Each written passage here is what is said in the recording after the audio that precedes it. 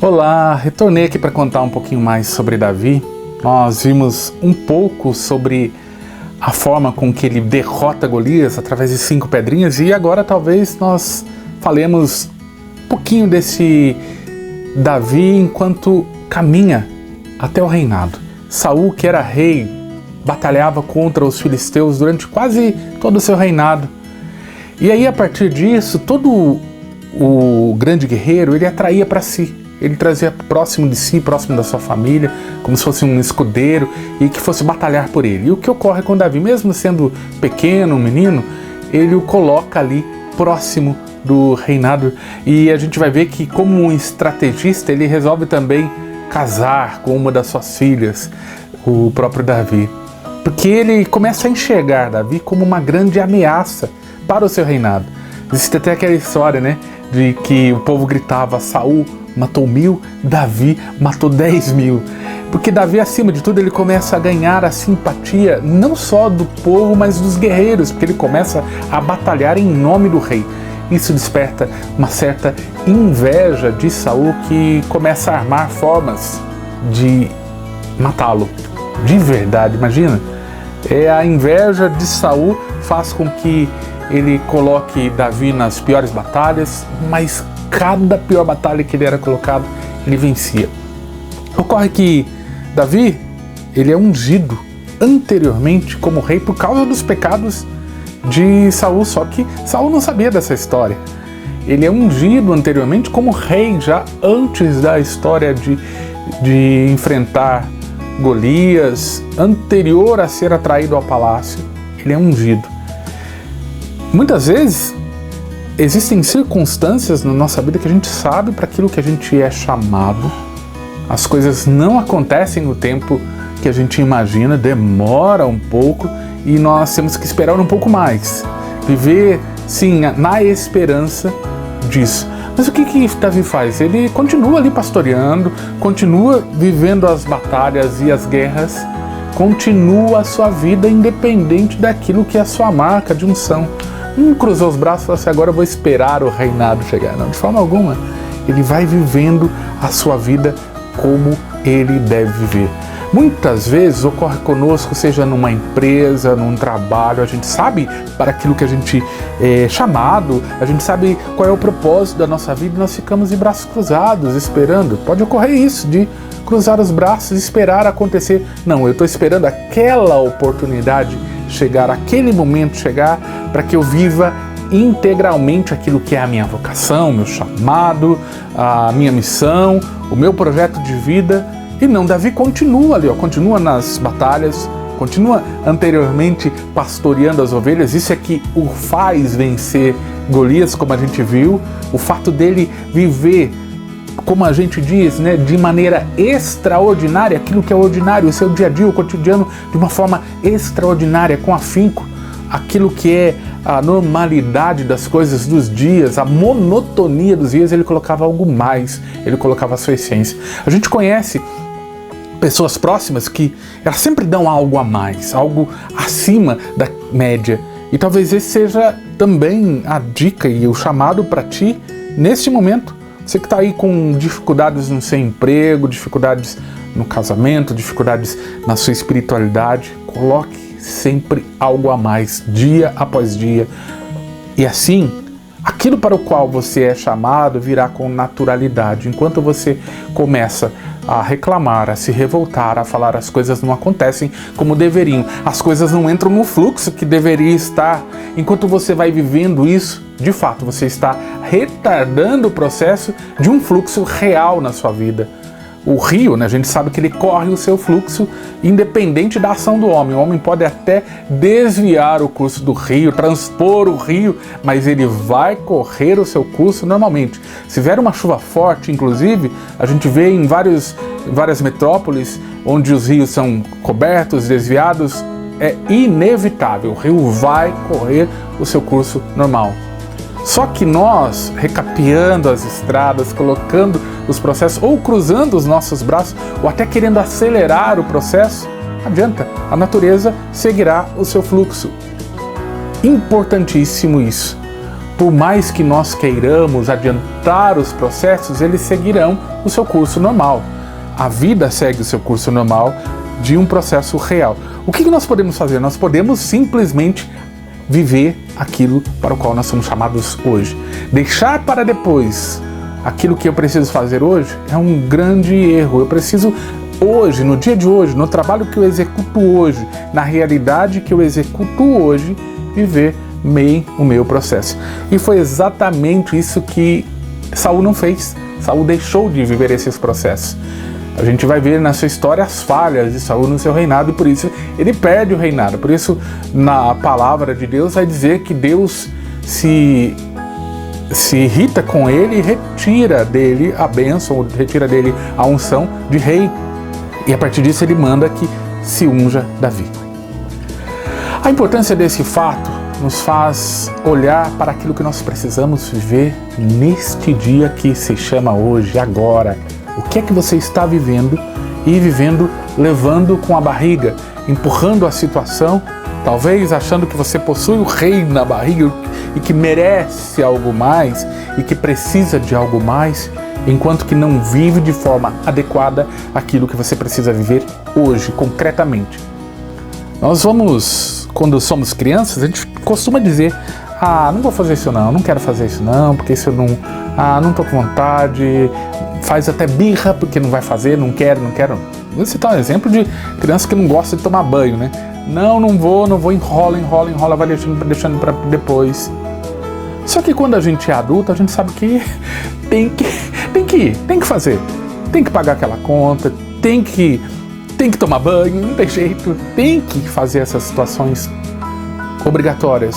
Quando nós viramos a chave para a vida adulta, nós precisamos fazer. Não dá para dizer, não quero gravar esse vídeo, não quero fazer isso. Eu simplesmente tenho que fazer. Não que seja uma obrigação, mas porque é necessário que seja feito. Porque senão a coisa não acontece, o fluxo não ocorre. O que ocorreu com Davi? E é importante que nós entendamos. Ele viveu o processo integral. Ele cumpriu exatamente aquilo que ele precisava cumprir. Tudo onde Davi colocava a mão parecia que dava fruto.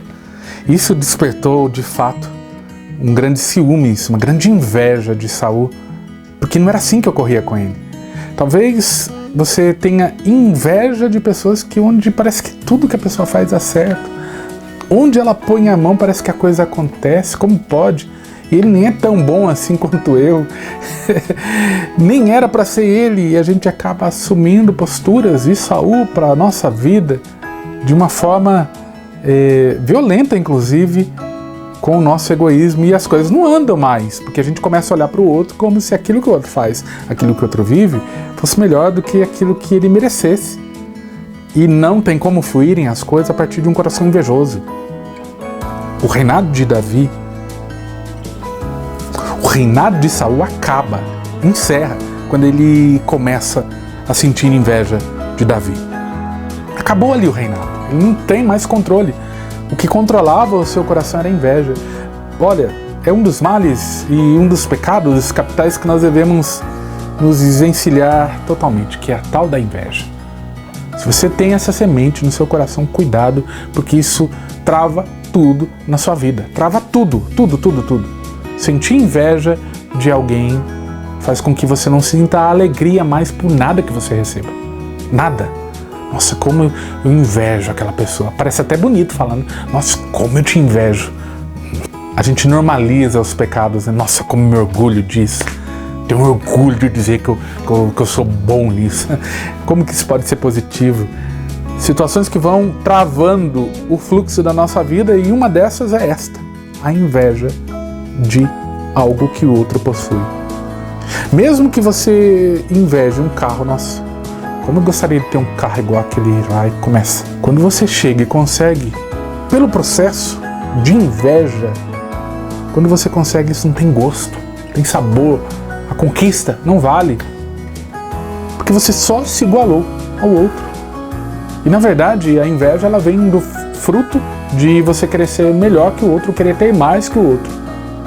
Então, baseado nesse sentimento, o fluxo da sua vida ou ele retarda ou ele demora, ou ele causa uma tristeza profunda no seu coração, porque a inveja só gera esse tipo de sentimento. Quando se age com misericórdia para com alguém, a gente vive uma experiência muito interessante. Dê a alguém aquilo que ela não merece, para você ver como essa pessoa te trata. Já experimentou viver isso? Dar a alguém aquilo que ela não merece? Porque a gente escuta muito falar sobre meritocracia, sobre administrar dando aquilo que o outro merece. Você recebe por aquilo que você fez, e é lógico isso. Mas já experimentou viver a experiência de dar algo a alguém, aquilo que ela não merece? Já fez essa experiência? Ela não merece esse tratamento, mas você dá além daquilo que ela merece. É exatamente isso que Davi faz com Saul. Ele não merecia aquele tratamento de misericórdia, mas recebe além daquilo que ele merece, que é a misericórdia. Na rua, qualquer lugar, já experimentou dar a alguém aquilo que é muito além do comum, daquilo que ela merece? Amor a mais, compreensão a mais, tempo a mais. A gente está muito intransigente. A gente não dá isso às pessoas, é impressionante. A base relacional hoje é olho por olho, dente por dente. E se eu acertar primeiro, melhor ainda. É isso que a gente acaba fazendo com as pessoas. Já experimentou entrar numa esquina onde a preferência é sua? Ah, meu filho, se você não prestar atenção muito bem, sua preferência já era e pouco importa isso. As pessoas estão cada vez mais andando nos acostamentos, tentando tirar vantagem de pequenos segundos, pequenos minutos. Não sei a que isso leva, mas a cada dia mais parece que as pessoas querem levar vantagem nas situações. As pessoas têm essa maldade dentro delas de quererem passar a perna nos outros, de quererem serem mais inteligentes, de dizerem que o mundo é dos espertos. No fundo, o que essa pessoa vive de concreto? É passageiro, tudo isso passa. Essa esperteza toda passa, e os benefícios que vêm dessa esperteza, a gente sabe que não são duradouros, não dura para sempre. A nossa base relacional precisa ser transformada por isto que Davi faz. A misericórdia de dar à pessoa além daquilo que ela merece. E quer saber de onde eu tiro isso? Da cruz. Da cruz de um Jesus que morre dando-nos além daquilo que nós merecemos. Nas situações da nossa vida, a gente tem a oportunidade de acabar com a pessoa. Acabar, seja numa discussão, naquilo que nós dizemos. Estou só esperando a oportunidade para falar aquilo que aquela pessoa tem que ouvir. E matamos aquela pessoa com aquelas palavras. Talvez você já tenha sofrido isso ou causado isso na vida de alguém. O ensinamento, que é de inteligência emocional, mas sobretudo de controle absoluto, de saber exatamente quem ele é, dizendo que a maldade vem dos maus. Eu não sou mau, eu não tenho que ter essa atitude, não preciso dessa atitude. Quantas pessoas a gente olha sem nem conhecer e a gente já encara como inimigo. Na primeira oportunidade que nós tivemos, a gente vai para acabar mesmo com a situação. A gente vive num mundo onde os opostos se detestam, se odeiam e até se matam, simplesmente porque acreditam em situações diferentes. A pessoa não me fez mal algum, nunca cometeu nenhum mal contra mim, mas porque acredita em algo diferente do que aquilo que eu acredito, porque defende algo que eu não acredito que seja correto, eu me sinto no direito de ir lá e tirar a vida, e muitas vezes ser aplaudido por isso por alguns, ou não condenado, porque eu tenho esse direito de tirar a vida, porque aquilo que ele acredita não deve ser propagado. Davi nos ensina como nós devemos nos portar diante de uma oposição de quem quer que seja, de ideologia qualquer que seja, agir com misericórdia. Você tem a chance de matar? A maldade vem dos maus, não vem da atitude de Saul, não é justificada pela atitude do outro. Um dia desses eu vi uma postagem X de uma visão política X e ali eu vi um erro de datas. E aí falei assim, olha, cuidado com essa data aí que ela tá errada, tá equivocada. abaixo, passou uns dias ali, ninguém comentou, mas depois veio alguém cheio de erro de português ali, falando assim que a minha capacidade de argumentar era absurda. Eu falei, mas onde é que tem argumento aqui? Eu estou colocando um fato. E nesse fato eu estou auxiliando a postagem, não estou dizendo nada contrário, não estou argumentando politicamente.